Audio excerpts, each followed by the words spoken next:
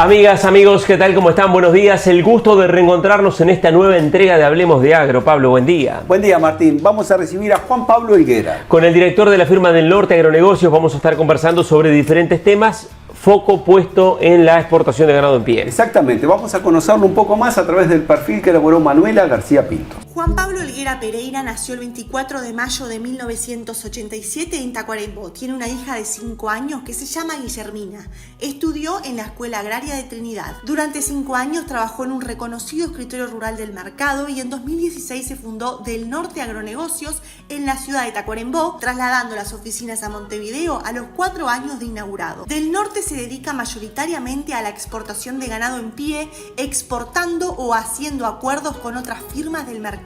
Del Norte cuenta también con un fondo de inversión ganadero llamado Agroinvestment Uruguay y tiene ganado en diversas zonas del país. Es productor ganadero agrícola con base de campos en los departamentos de Tacuarembó, Rivera, Salto, Florida y Paysandú. También hace engorde a corral o recría para exportación en Durazno, Salto y Flores. Bueno, ahí teníamos el perfil del invitado de hoy, Juan Pablo Higuera. Pablo, que ya lo vamos a recibir, hombre del departamento de Tacuarembó, que nos va a acompañar en el programa de hoy. Bienvenido, Juan Pablo. Al fin Hablemos de Agro. Bueno, muchas gracias por la invitación. Desde el año pasado teníamos pendiente esta nota, exactamente. Juan Pablo, arranquemos por la zafra de terneros que está terminando. ¿Cómo la evalúas a la misma? Bien, una zafra que fue muy buena en lo que va del transcurso del año, comparada con el año anterior en similar cantidad de volumen exportado hasta el momento y de valores te diría que también similar, con una muy buena demanda de Turquía, que es el país que más está operando, te diría que un 90% que está comprando ternero entero, y bueno, lo vemos con muy buenos ojos, va a seguir así a nuestro modo de entender hasta fin de año, con un ritmo intenso, y bueno, va a depender un poco de la oferta que se supone, por lo que muchos dicen, que va a haber menos terneros. ¿Cuántos terneros van exportados al momento? Y de Uruguay a lo que va en la fecha del año, unos 150.000 más o menos y unos 25.000 novillos. Juan Pablo, cuando arrancaba la zafra y se comenzaba también a especular con el tema de los permisos de Turquía, el precio se decía 260, 270, deja muy justo este valor de referencia a la exportación. Finalmente, ¿cómo quedó, digamos? Porque hubo una puja importante entre la exportación y el propio mercado interno. Sí, una puja importante siempre se da, porque generalmente la exportación en pie opera en Uruguay, en todos los países, cuando los valores bajan, le ponen un piso al mercado, y bueno, fue lo que pasó, pero rápidamente, como lo decíamos contigo en una nota, me acuerdo en el mes de diciembre, era de esperar que el precio subiera, y bueno, fue lo que sucedió, hubo momentos pico de 2.80, 2.70 el valor del kilo, y bueno, creemos que se va a ir hasta fin de año, a mi modo de entender, a 2.50 sin ningún problema. Perdona, Pablo, terneros que además están más pesados. Exactamente, la gente, como le fue bien el año pasado, preparó más los terneros, los racionó y bueno, trata de meterle más kilos para obtener terneros que le den arriba de $500. ¿Turquía va a seguir comprando? ¿Cómo lo ves al mercado turco? Bueno, sí, los permisos están dados por este año. Hay 2 empresas que han ganado la licitación, que las 2 son las que operan aquí en Uruguay. Y sí, mientras haya oferta y los valores sean estos de 2.50, 2.60, no hay nada que diga que no van a seguir comprando. Juan Pablo, y puntualmente, ¿puede favorecer, es muy triste lo que ocurre hoy en Brasil, desde el punto de vista humanitario, productivo, las inundaciones? Brasil, el estado de Río Grande, le vende también a Turquía ganado de razas carniceras. ¿Puede favorecer puntualmente a esta Uruguay el tema por ahí de moras en carga y que Uruguay se vea, digamos, con la oportunidad de capitalizar, digamos, esas dificultades que tiene Brasil? Sí, puede ser que pueda favorecer en parte. En lo personal creo que no tanto al ternero, sino al novillo, porque en lo que va del año Brasil ha exportado, primero que nada, el 80% de la exportación de Brasil, que son hoy unas 200.000 cabezas, si no recuerdo mal, fueron con destino a Irak, o sea que creo que un 20% a Turquía.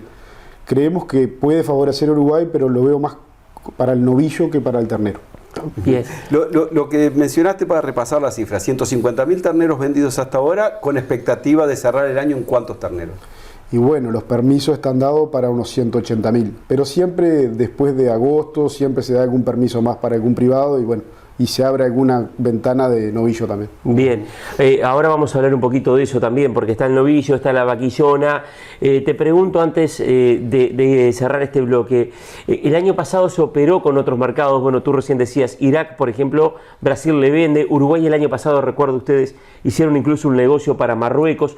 ¿Hay otras opciones además de Turquía hoy para Uruguay?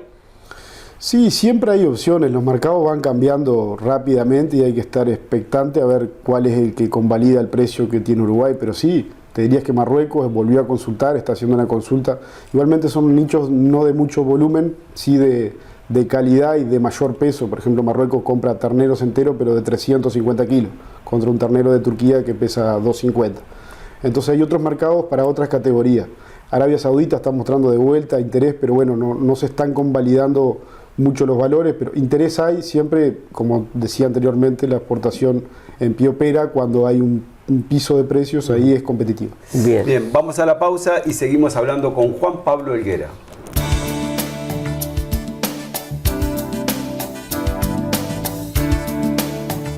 Bueno, iniciamos este nuevo bloque de Hablemos de Agro en esta mañana de domingo, Pablo, con Juan Pablo Helguera, y vamos a hablar, Juan Pablo, de China y de la experiencia que te tocó vivir con este mercado. Ustedes, bueno, recién hablábamos de ese negocio, incluso a China, de 15.000 vaquillonas que se hizo, pero en plena pandemia o en la salida por lo menos del resto del mundo, donde China seguía aún con las medidas del tema COVID, te tocó ir a China, cuando todavía estaba China con restricciones importantes para el ingreso. Contanos cómo fue esa experiencia. Sí, exactamente, fue en noviembre del 2022, si no me recuerdo.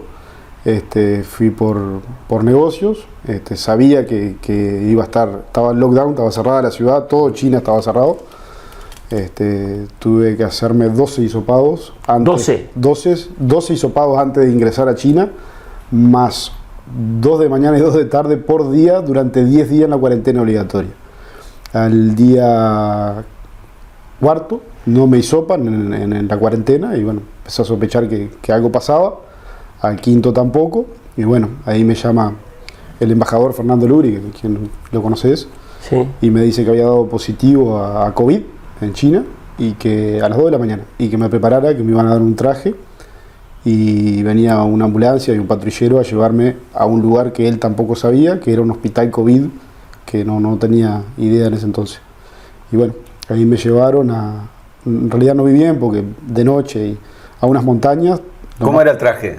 El traje de COVID, todo blanco, y te lo ponías, no veías nada y te fumigaban con alcohol por si tenías COVID, obviamente que tenía, y nada, y ahí llego a las 2 de la mañana a un contenedor ciego cerrado, donde tengo a un ciudadano chino a mi lado que estaba bastante grave de COVID. Uh-huh. Esa cuarentena era en un lugar específico para eso, o sea, o estabas en un hotel. Exactamente, la cuarentena era obligatoria en ese momento, era un hotel no muy lindo, un hotel que incluso era caro, pero había que pagarlo porque era la cuarentena obligatoria, y de ahí me trasladan a un hospital COVID. ¿Y cómo era ese contenedor ciego? Contá esa experiencia con bueno, un ciudadano chino. Y ahí estuve con él, estuve 5 días, no soportaba más porque tenemos, como todo el mundo sabe, costumbres muy distintas, claro, muy distintas. Y bueno, gracias a la embajada, a Sergio de la Valle, nuestro cónsul, y a la gente de Uruguay allá, movieron y me pudieron sacar a otro contenedor solo. Uh-huh. Pero igual las horas son interminables porque no ves luz, no ves si es de día, no ves si es de noche. Y encima te sentías mal. Te sentías mal por el estrés y por la enfermedad en sí, pero podía caminar 5 metros, tenía el contenedor, entonces te acalambran las piernas, no sabes qué te pasa, no hablas el idioma de ellos. La comida no debe ser tampoco... La comida comí durante 12 días pan y arroz y agua, porque el resto uno ya viene mal con todo lo que pasa, y una carne rara o en China ya ni te animás a probarla, y todo muy fuerte, mucho picante, pero una experiencia muy, muy traumática en varios puntos, pero muy positiva en otra, porque aprendés a valorar cosas como la libertad, que uno no le da mucho valor, mediante una experiencia de esa aprendés eso. ¿Cuántos días te tocó, digamos, en ese periodo ahí en las montañas, en ese hospital COVID? Y tuve 15 días entre la cuarentena y el hospital, estuve 15 días. y perdí 13 kilos. Y saliste de ahí derecho para Uruguay, ¿no? Que hiciste... Bueno, no, sí, salí 2 días y allá había una aplicación que se llama Health Kit que te decía si estabas amarillo o verde, si había estado con algún positivo o algo, y antes de estar con alguien y que me pasara lo mismo, me volví. Cuando llegué a Alemania se liberó de vuelta normalmente China. ¿Y qué pasó con el negocio al que fuiste? Y bueno, en realidad fui a trabajar por Zoom, porque lo hice por Zoom dentro del hospital COVID. Tuve las reuniones que la iba a tener presenciales, las tuve que tener por Zoom. ¿Y se hizo el negocio? Bueno, se encaminaron varios y después, bueno, China, como sabemos, bajó su nivel de actividad. Y ahora hablemos de China mercado, porque China fue un mercado importante para Uruguay, para la exportación en pie. ¿Qué expectativas hay con respecto a China?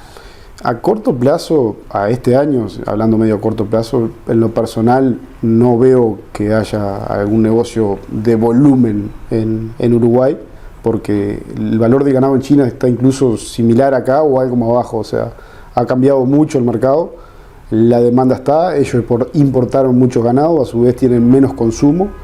Varios embarques que han hecho de Australia de ganado de leche lo están faenando, o sea que ahí te dice que no están para comprar más ganado si los valores no son más abajo de lo que están hoy. O sea, yo no veo negocios de volumen, puede haber alguno puntual, chico sí, por lo que queda de este año.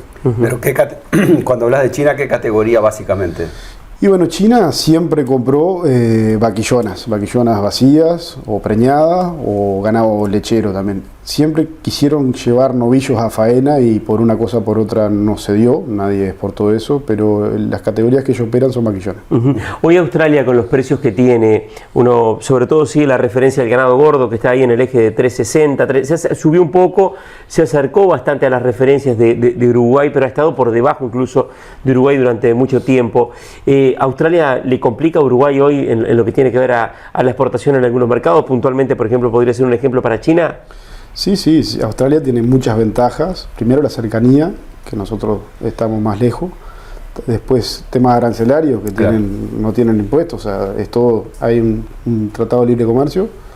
Y bueno, por eso creo que nunca, si no igualamos las condiciones, la cercanía no podemos hacer mucho, pero por lo menos los aranceles, nunca vamos a ser tan competitivos. Siempre lo van a mirar a ellos primero, y si ellos no complacen la demanda, mirarán a Uruguay.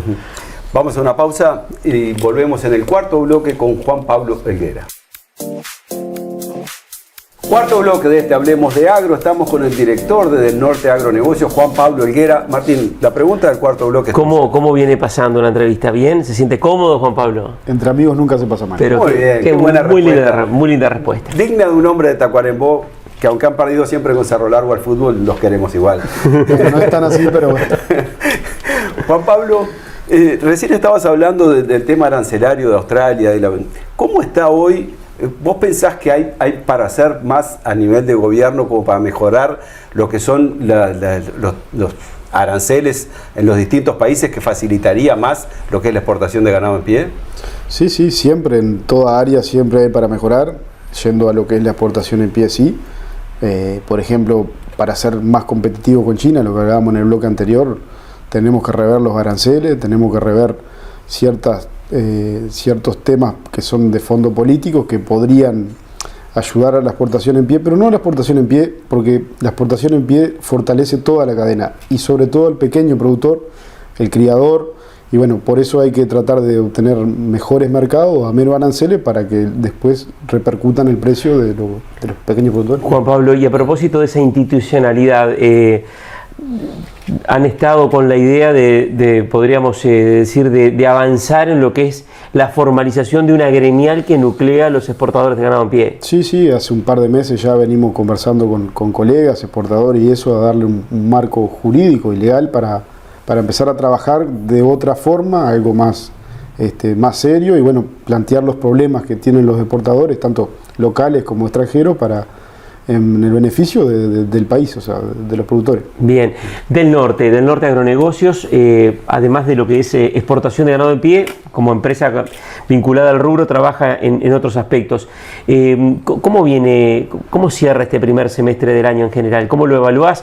Ustedes están, por ejemplo, en el ganado gordo, en el tema venta de campos, arrendamientos. ¿Cómo evaluás el cierre del año, el cierre del primer semestre? año agrícola. Y bien, arrancó bien, después bueno, por lo que todos sabemos del factor climático, sobre todo en el norte, está muy complejo, sigue siendo complejo y va a dejar secuelas económicas, productivas, de mucho tipo, porque se han perdido muchas hojas, bueno, los ganados han perdido muchos kilos, no se han podido sembrar verdeo, hay clientes, por ejemplo, que tienen contrato con la industria frigorífica y no van a poder cumplir porque no van a poder engordar los ganados en tiempo y forma, o sea, es una cadena que se verá sus consecuencias el año que viene. ¿Pensás que puede ser, a propósito de eso, una posafra más marcada esta por ese atraso en el tema de los mejoramientos, esa situación, gente que no logró implantar verdeos o praderas, por ejemplo, se puede profundizar, digamos, lo que habitualmente conocemos como la posafra ya por julio-agosto? Y sí, pienso que sí. Lo que yo estoy viendo que muchas personas ahora con la relación del grano y la comida está estudiando de vuelta, ya que no pueden engordar los ganados en verdeo o a campo, la posibilidad de llevarlos a corral. Y bueno, creo que sería la mejor herramienta para poder compensar un poco lo climático y aprovechar los buenos valores del grano.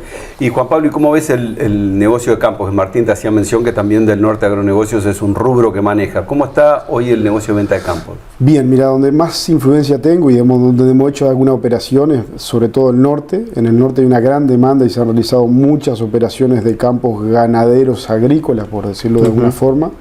El 90% de los que compran los campos son brasileros, dado que en Brasil el año pasado, ya que tuvieron una muy buena cosecha de soja, se duplicaron los valores de la tierra en Brasil y muchos optaron por venir a comprar a Uruguay, donde compran un campo muy bueno agrícola, por decirte, en Bichadero, en $5.000 y en Brasil, donde ellos siembran, valen 20. Entonces, bueno, claro, se han venido a la frontera, siempre se da eso cuando hay una cosecha muy buena o los valores ayudan. Y bueno, en el norte se han hecho muchas operaciones de campos de ese tipo. De todas formas, y lo decía acá en el programa Salvador Ferrer hace unas semanas atrás, el Banco República ha dado mucho crédito para compra de campo con muchas facilidades a los compradores. ¿No notás también el comprador uruguayo con ese perfil de acceso a mayores créditos? Sí, no tengo ninguna duda de que ese crédito, esa herramienta que está dando el BROW ha ayudado muchísimo en la comercialización de campos, sobre todo en los campos linderos, campos de 300, 500 hectáreas. Se ven muchas operaciones en el campo ganadero, que con la financiación a largo plazo el productor opta por pagar un interés bajo y se hace de un bien pegado a su establecimiento. Juan Pablo, ¿y el tema rentas hoy cómo está, sobre todo en esa zona norte? Y bien, las rentas hace 6 meses no había ningún campo en renta, hoy han aparecido, están apareciendo campos, ya los valores de la renta en el norte oscilan, campos ganaderos en el entorno. ¿Qué pasó? ¿La gente devolvió campos que tenía a precios altos o por qué está apareciendo más campo ahora? Y gente que con la seca no le fue muy bien, después agricultores que también con la seca, entonces van cambiando de mano, pero antes no había oferta, hoy hay oferta, no es mucha, pero aparecen campos en renta, se arrendan rápido y hay muchos interesados, pero sí, hay en el norte hay oferta. ¿Y un campo ganadero hoy en qué referencia hoy tiene? Y bueno, depende si es un campo de basalto, si es un campo ganadero agrícola, pero en el entorno de 40 a 55 kilos, ahí depende del campo. Obviamente, $80 más o menos. Y entre 80 y $90 es un valor que se consigue en áreas en el norte. Bien. Vamos a la pausa, Martín, y venimos en el último bloque de Hablemos de Agro con Juan Pablo Helguera. Iniciamos el último bloque del programa en esta mañana de domingo aquí en Hablemos de Agro. Les recuerdo que a la entrevista ahora la van a poder escuchar de nuevo de 11 a 12 del mediodía en Radio Carve, como siempre. También va a quedar ya en las redes sociales el link para poder repasar la entrevista con Juan Pablo Helguera. Juan Pablo, venimos hablando de lo que ha sido el negocio, del presente, de lo que fue tu experiencia mala en China con el COVID. Tenés mucha experiencia en el negocio. Ahora, si te digo mirar para adelante, ¿qué proyectás al Uruguay como tal? Vos tenés una hija chica de 5 años, Guillermina. ¿Qué esperás del Uruguay que viene para adelante? Y bueno, espero que sigamos en el rumbo que vamos en estos últimos 4 años. Creo que es el camino correcto en muchos aspectos políticos, económicos. Hay que seguir abriendo el Uruguay al mundo. Uruguay tiene un gran potencial de crecer en muchos aspectos. Estamos muy bien vistos, tanto jurídicamente, un país muy serio, un país para invertir. Y bueno, hay que seguir en ese camino de solidez y de abrir el Uruguay al mundo. Eso justamente, vos que trabajás y tu negocio es con importadores, con gente de distintos países del mundo, ¿cómo ven a Uruguay? Bien, los mercados que operamos de hace tiempo lo conocen, otros mercados de CIS Uruguay no saben qué es, pero bueno, ese es el camino que hay que apostar a difundir y seguir. Hay mucho para crecer, tanto en carne, en ganado en pie, en grano. Hay que seguir abriendo Uruguay al mundo y bueno, creo que vamos por un buen camino. Juan Pablo, y este es un año electoral, vos hablabas recién de la estabilidad de algunas políticas que ha tenido Uruguay en este último tiempo, y hace un ratito hablábamos del tema campos, por ejemplo, inversiones que son de mediano y largo plazo. En un año electoral como es este, ¿la gente o el inversor especula o le preocupa un posible resultado electoral, ya sea uno u otro, el cambio de gobierno, o no, porque ya hay por ahí antecedentes de lo que hemos tenido una alternancia, digamos, en estos últimos años de distintos gobiernos? Y bueno, el inversor siempre que viene a Uruguay está analizando todo, o sea, un cambio de gobierno, si cambia el rumbo de cómo vamos, yo no lo veo con buenos ojos, porque el inversor que viene está pendiente de lo que va a pasar políticamente, y bueno, por más que cuando estuviera en otro gobierno no cambió mucho, pero bueno, no es una buena señal hoy cambiar un rumbo que ha venido dando frutos en cuanto a las inversiones, y creo que es por ahí. Es el camino para seguir creciendo. Bien. Perfecto. Como cada programa, antes de finalizar, te damos un regalo de la gente de Tranquera, que también son amigos. Son amigos Robert, muy bien. Exactamente, invitamos a que lo abras. Invitamos a que lo abras Muchísimas gracias. Y te sorprendas con el regalo. Pone cara de sorpresa.